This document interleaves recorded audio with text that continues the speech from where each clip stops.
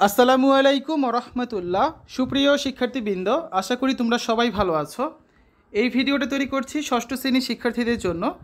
2024 সালে ষষ্ঠ শ্রেণীর স্বাস্থ্য সুরক্ষা বার্ষিক পরীক্ষার নমুনা প্রশ্নপত্রের সমাধান নিয়ে এই ভিডিওতে আলোচনা করব। এই নমুনা প্রশ্নপত্র এনসিটিভি থেকে দেওয়া হয়েছে, যার আলোকে তোমাদের বার্ষিক পরীক্ষা অনুষ্ঠিত হবে। এবছর কিন্তু বোর্ড থেকে কোনো প্রশ্ন দেওয়া হবে না, তোমাদের বিদ্যালয়ের শিক্ষকরাই তোমাদের পরীক্ষার প্রশ্ন তৈরি করবেন। তো আমরা এই নমুনা প্রশ্নপত্রের সমাধান এই কারণে দিচ্ছি, যাতে তোমরা বুঝতে পারো এই ধরনের প্রশ্ন পরীক্ষাতে আসলে কীভাবে তোমাদের অ্যান্সারগুলো করতে হবে। ঠিক আছে? তো আমরা ইতিমধ্যে 3টা পর্ব দেখে ফেলেছি। প্রথম পর্বে আমরা তোমাদের এই স্বাস্থ্য সুরক্ষা বইয়ের যে বহু নির্বাচনী প্রশ্নের উপর নমুনা প্রশ্নপত্র দেওয়া হয়েছে এগুলো নিয়ে আলোচনা করেছিলাম। তারপর আমরা দ্বিতীয় পর্বে দেখেছি এক কথায় উত্তর দাও, এরকম মোট 10টা প্রশ্ন ছিল, এই প্রশ্নগুলোর উত্তর।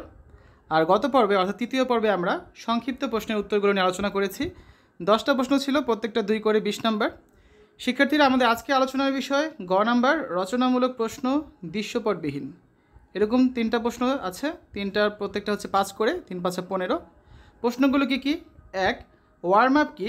খেলাধুলায় আঘাত বা দুর্ঘটনা এড়াতে করণীয় ব্যাখ্যা করো। 2, ডেঙ্গু রোগটি কীভাবে ছড়ায়? ডেঙ্গু রোগটি আমরা কীভাবে প্রতিরোধ করতে পারি বুঝিয়ে লেখো। 3, ব্যক্তিগত স্বাস্থ্য ও পরিচ্ছন্নতা কি? এটি পালনের উপায়গুলো লেখো। শিক্ষার্থীরা, এখন আমরা এই 3টা প্রশ্নের সমাধান দেখব। দেখো, আমাদের রচনামূলক প্রশ্ন দৃশ্যপটবিহীন অংশের প্রথম প্রশ্নটা হচ্ছে ওয়ার্ম আপ কি? খেলাধুলায় আঘাত বা দুর্ঘটনা এড়াতে করণীয় ব্যাখ্যা করো। ওয়ার্ম আপ যে কোনো খেলাধুলা বা শরীরচর্চার আগে শিক্ষার্থীদের নিয়মতান্ত্রিকভাবে শারীরিক ব্যায়ামের মাধ্যমে শারীরিক ও মানসিকভাবে প্রস্তুত হওয়াই হচ্ছে ওয়ার্ম আপ। খেলার আগে 2 থেকে 3 মিনিট আস্তে আস্তে দৌড়ে এবং কিছু ব্যায়ামের মাধ্যমে শরীরকে গরম করে নিতে হয়। বিজ্ঞানসম্মত উপায়ে যথাযথভাবে ওয়ার্ম আপ করলে 50% ক্রিয়াজনিত আঘাতের আশঙ্কা কমে যায়। খেলাধুলায় আঘাত বা দুর্ঘটনা এড়াতে করণীয় বিষয়গুলো। শরীরচর্চা ও খেলাধুলার সময় কখনো কখনো আমরা আঘাত পেতে পারি। এই আঘাত থেকে রক্ষার জন্য কিছু বিষয়ের উপর গুরুত্ব দেওয়া একান্তই প্রয়োজন। যেমন, শরীরচর্চা ও খেলাধুলার আগে বিজ্ঞানসম্মত উপায়ে গা গরম বা ওয়ার্ম আপ করা এবং পরে কুল ডাউন করা। বয়স উপযোগী ব্যায়াম করা। ব্যায়ামের জন্য উপযুক্ত সময় ও যথাযথ ড্রেস নির্বাচন করা। খেলার সরঞ্জাম, খেলার স্থান সঠিকভাবে নির্বাচন করা।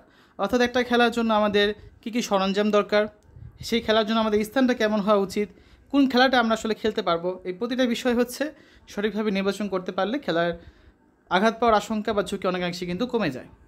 খেলা শেষ করে পূর্ণ বিশ্রামে যাওয়ার আগে শরীরকে ক্লান্তি দূর করার জন্য শরীরকে ধীরে ধীরে ঠান্ডা করাই হচ্ছে কুল ডাউন।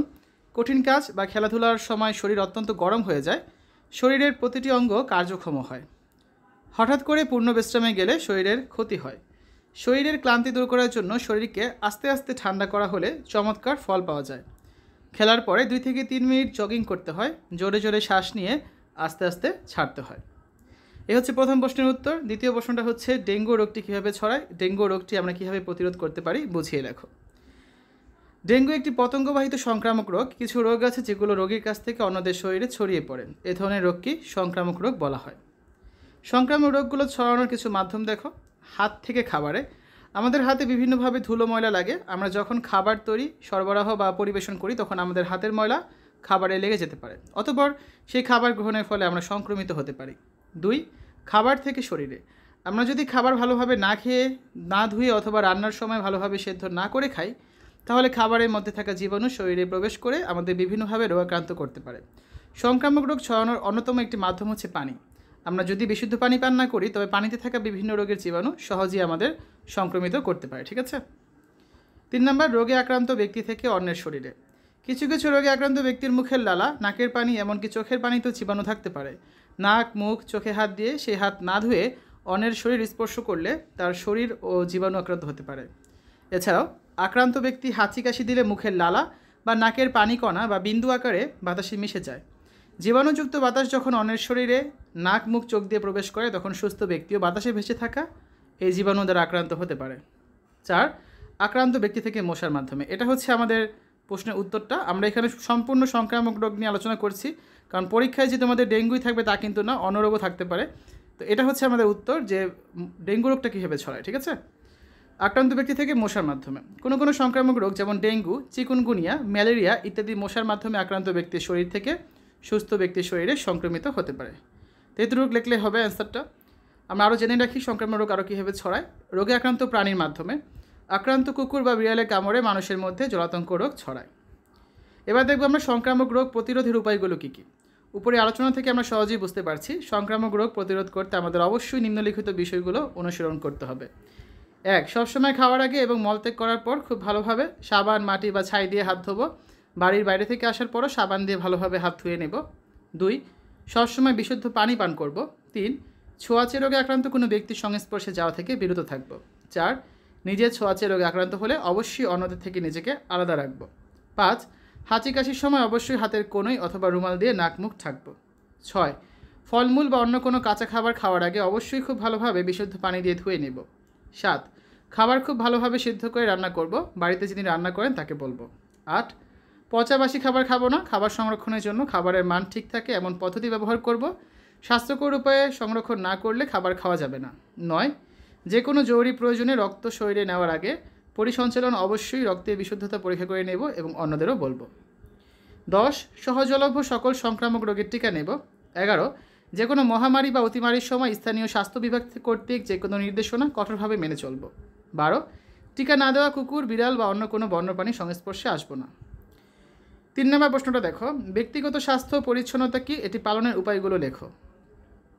ব্যক্তিগত স্বাস্থ্য পরিচ্ছন্নতা সুস্বাস্থ্য বজায় রাখতে আমাদের কতগুলো স্বাস্থ্যকর অভ্যাস গড়ে তোলা দরকার। এগুলো হচ্ছে: প্রতিদিন অবশ্যই সকালের খাবার সহ পর্যাপ্ত পুষ্টিকর খাবার খাওয়া, খাওয়ার আগে হাত ধোয়া, বাইরের খোলা ও কৃত্রিম রংযুক্ত খাবার না খাওয়া, দিনে কমপক্ষে 7 থেকে 8 গ্লাস বিশুদ্ধ পানি পান করা, শরীরের বৃদ্ধি, রোগ প্রতিরোধ ক্ষমতা বাড়ানো এবং কর্মক্ষম থাকার জন্য সুষম খাবার খাওয়া, প্রতিদিন ঘুমাতে যাওয়ার আগে এবং সকালে খাবারের পরে দাঁত পরিষ্কার করা, নিয়মিত শরীরচর্চা ও খেলাধুলা করা, পরিমিত ঘুমানো এবং বিশ্রাম নেওয়া, বেশি রাত না জাগা এবং ভোরে ঘুম থেকে ওঠা।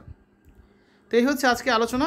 আমরা আগামী ক্লাসে গ বিভাগে চলে যাব। রচনামূলক প্রশ্ন দৃশ্যপট নির্ভর। এখানে 5টা প্রশ্ন অ্যান্সার করতে হবে, প্রত্যেকটা 8 করে 40 নাম্বার। খেয়াল করো, প্রতিটা প্রশ্নে হচ্ছে দৃশ্যপট থাকবে, সেই দৃশ্যপটের আলোকে তোমাদের 2টা করে প্রশ্ন অ্যান্সার করতে হবে, একটা 3 আর একটা 5, তো মিলে হচ্ছে কত 8। এভাবে করে তোমাদের 5টা প্রশ্ন অ্যান্সার করতে হবে। প্রতিটা প্রশ্নেই হচ্ছে দৃশ্যপট রয়েছে এবং সেই দৃশ্যপটের আলোকে তোমাদের হচ্ছে এই প্রশ্নগুলোর অ্যান্সার কিন্তু করতে হবে, ঠিক আছে? তো তোমাদের এই 5টা প্রশ্নের অ্যান্সার আমরা আগামী ক্লাসে 5 নম্বর পর্বে করে দেব। শিক্ষার্থীরা, আমরা ইতিমধ্যে তোমাদের এই নমুনা প্রশ্নপত্রের বহু নির্বাচনী প্রশ্ন, এক কথায় উত্তর, সংক্ষিপ্ত প্রশ্নের উত্তর এবং দৃশ্যপটবিহীন রচনামূলক প্রশ্নের উত্তর এই টপিকগুলো নিয়ে আলোচনা করে ফেলেছি। আমাদের শুধু বাকি রয়েছে দৃশ্যপট নির্ভর রচনামূলক প্রশ্ন। এটা নিয়ে হচ্ছে আমরা আগামী পর্বে 5 নম্বর পর্বে আলোচনা করব।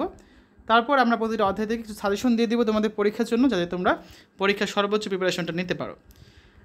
আজকের এই ভিডিওতে আমরা আলোচনা করেছি 6ষ্ঠ শ্রেণীর স্বাস্থ্য সুরক্ষা বার্ষিক পরীক্ষার নমুনা প্রশ্নপত্রের সমাধান নিয়ে। আশা করি ভিডিওটা তোমাদের কাছে ভালো লেগেছে। পরবর্তী ভিডিওগুলো দেখার আমন্ত্রণ জানিয়ে আজ এখানে বিদায় নিচ্ছি। আল্লাহ হাফেজ।